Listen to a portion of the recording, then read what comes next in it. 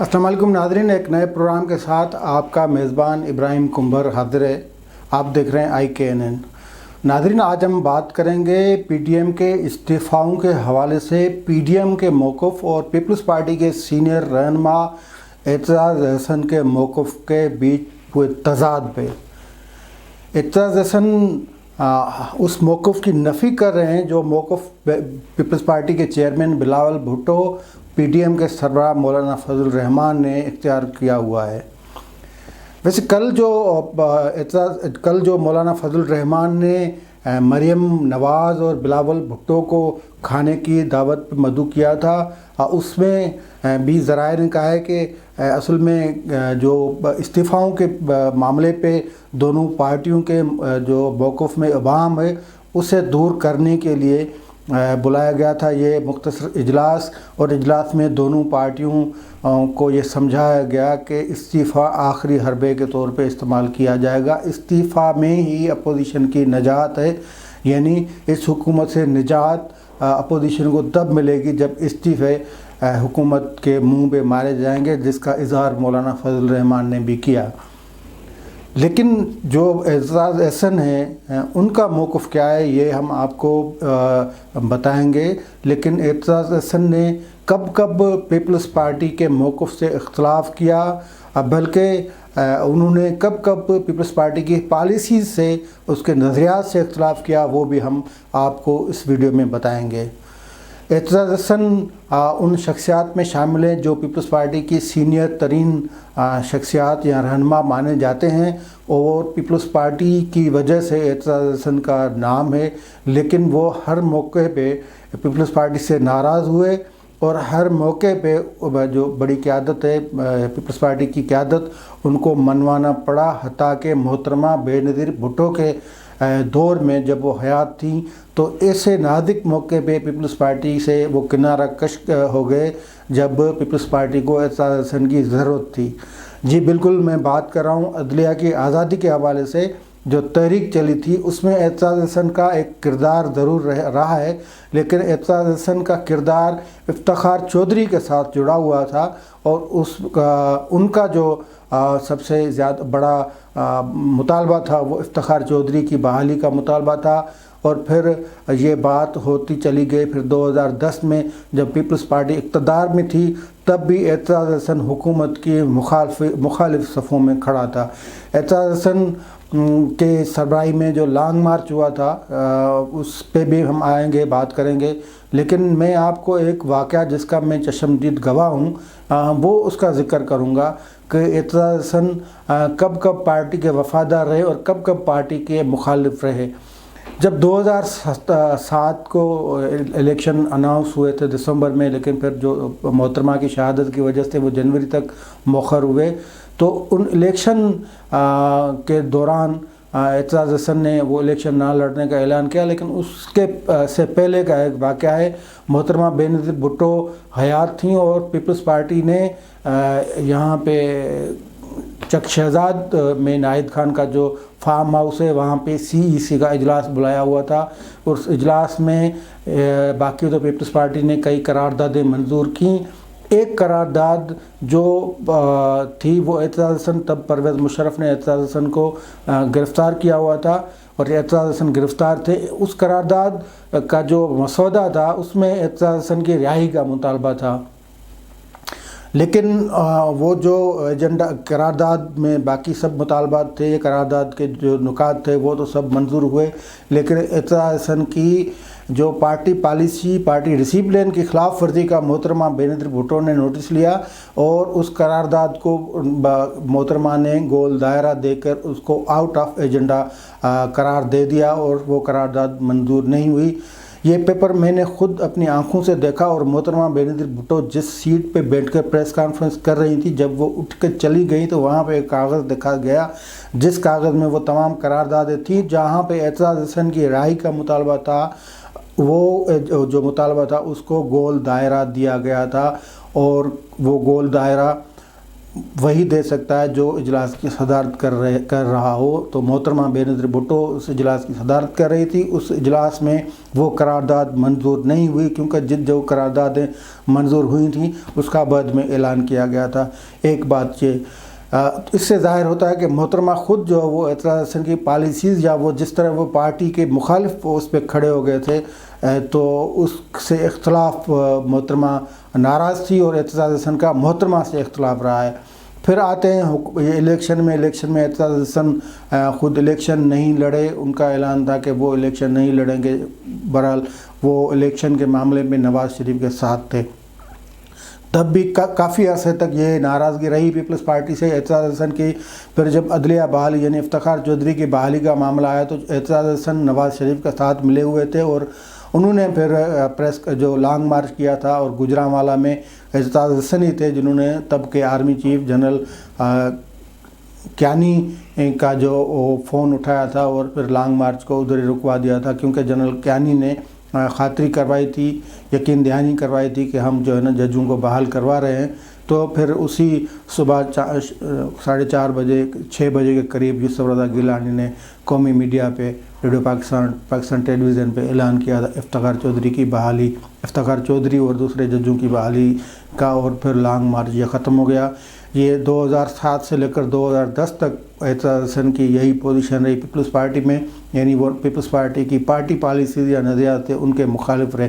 اختلاف رائے الگ بات ہوتی ہے لیکن پارٹی ڈسپلن پالیسی نظریات منشور ہوتا ہے اس کی خلاف ورزی یہ اس کے مرتکب ہوتے رہے ہیں اعتراض حسن. ویسے کئی جو مختلف پارٹیوں میں کئی لوگ ایسے ہوتے ہیں جن کو ناپسند کیا جاتا ہے قیادت کی طرف سے, مختلف لوگوں کی طرف سے. اعتراض حسن کا نام بھی اس میں شامل ہے. ویسے اچھے مقرر تھے لیکن آپ پرویز مشرف کے خلاف جب تحریک تھی تو بیسیکلی وہ عدلیہ سے ہی شروع ہوئی تھی. عدلیہ کی تحریک کے محرک بھی رہے ہیں اور سربراہ بھی رہے ہیں اعتراض حسن کی پالیسیوں کی وجہ سے یہ تحریک آگے بھی بڑھی. لیکن اس کے بعد اعتراض حسن کبھی بھی اسٹیبلشمنٹ کی جو بھی معاملات تھے ان پہ ان کے جو ہے نا وہ انہیں چپ کا جو اپنے تالا لگایا ہوا ہے زبان پہ. اعتراض حسن چودھری کا جو کردار رہا ہے وہ تقریباً پیپلز پارٹی میں وہی کردار رہا ہے جو نواز لیگ میں شہباز شریف کا رہا ہے. تو ایسے کئی نام گنوائے جا سکتے ہیں جو جن کا کوئی پتہ ویسے نہیں چلتا. ٹھیک ہے سینئر بھی ہیں اعتراض حسن, وہ اس کی اپنی رائے بھی ہو سکتی ہے, انہوں نے اپنی رائے رکھی بھی ہے اور یہ پیپلز پارٹی کا جگر گردہ ہے کہ انہوں نے اس کو برداشت بھی کیا ہے. لیکن پیپلز پارٹی کے حوالے سے اعتراض حسن کا مطلب اپنا ہی ایک ہوتا رہتا ہے. پارٹی کو ڈیفینڈ کرنا, پارٹی قیادت کی, ایون بے نظیر بھٹو بلکہ خود انہوں نے کہا ہے کہ میں ان سے بھی لڑتا تھا وہ کافی معاملات پہ, تو اس طرح ہوتا رہا ہے. بہرحال اب آتے ہیں کہ ان کا پی ٹی ایم کے استعفاؤں کے حوالے سے کیا موقف ہے. حالانکہ وہ پیپلز پارٹی کے سینئر رہنماؤں کی صف میں آتے ہیں لیکن وہ نفی کر رہے ہیں اپنے پارٹی کے اس اتحاد کی جس میں وہ شامل ہیں اور اپنے پارٹی کے چیئرمین کی موقف کی. اسی لیے تو بلاول بھٹو اعتراض حسن کے جو خیالات تھے ان پہ جواب دینے سے تقریباً کترائی گئے اور انہوں نے کہا کہ میں نے خود یہ نہیں سنا لیکن پارٹی ڈسپلن اور فیصلہ جو ہوگا پارٹی کا اس اعتراض حسن پہ بھی وہ لاگو ہوگا. لیکن بلاول بھٹو کو بھی شاید پتہ ہو کہ اعتراض حسن صاحب اس سے پہلے کئی مرتبہ پارٹی کے ڈسپلن سے باہر رہے کیونکہ پیپلز پارٹی نے فیصلہ کیا تھا 2008 والی الیکشن میں حصہ لینے کا, اعتراض حسن اس سے باہر رہے. پیپلز پارٹی نے اس طرح کے کئی موقعوں پہ کئی چھوٹے موٹے فیصلے کیے ہیں, اس پہ اعتراض حسن اپنی رائے دے کے ان سے خود کو الگ بھی کیا ہوا ہے. تو اعتراض حسن کا موقف یہ ہے کہ پی ٹی ایم اگر استعفیٰ دے دیتا ہے قومی اسمبلی سے تو اس پہ عمران خان پہ اس کا کوئی فرق نہیں پڑے گا, پارلیمنٹ پہ کوئی فرق نہیں پڑے گا.